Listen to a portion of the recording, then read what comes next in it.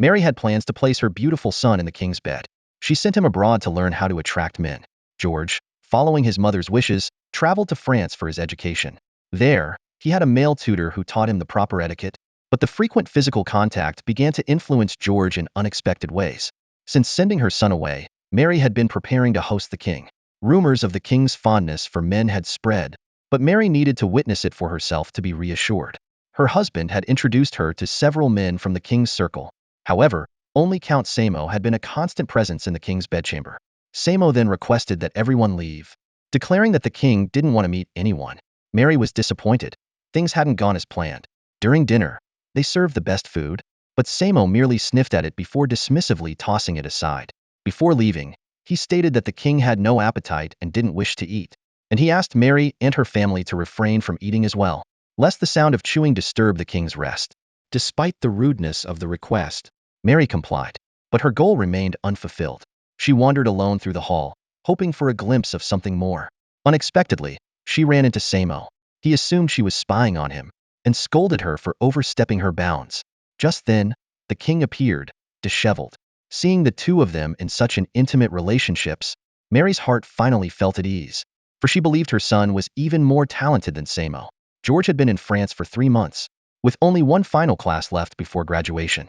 If he spent the night with his tutor, he would officially finish his studies.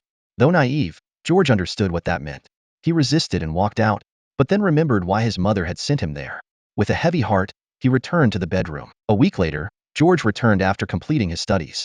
At this point, he was radiant with confidence. Mary shared the information she had gathered with him.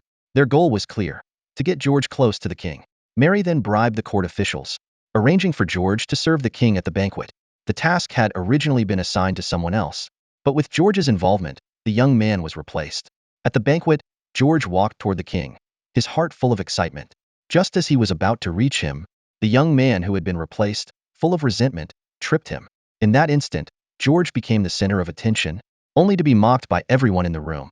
Enraged and humiliated, George stood up and threw the man to the ground. Samo couldn't allow anyone to overshadow him in front of the king. And with George's striking beauty, Samo immediately threatened to have his hands chopped off. But at that moment, the king intervened, preventing the tragedy from unfolding. This was the first time Samo had been publicly opposed, and to everyone's surprise, the king reached out and took the queen's hand. Jealous and furious, Samo stormed out of the banquet hall. George, defeated before he even began, was cast out of the palace. By then, he was utterly dejected. That night, he returned home and sneaked into his mother's bedroom.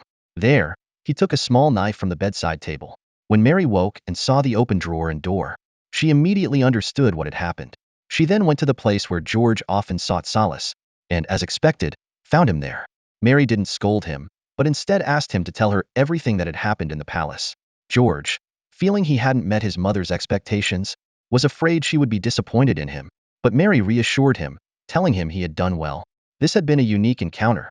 The king had seen him among many others and had even saved him. For the next few days, whether eating, drinking, or relieving himself, the king would think of him constantly. Now, their only task was to bring George back to the king's sight.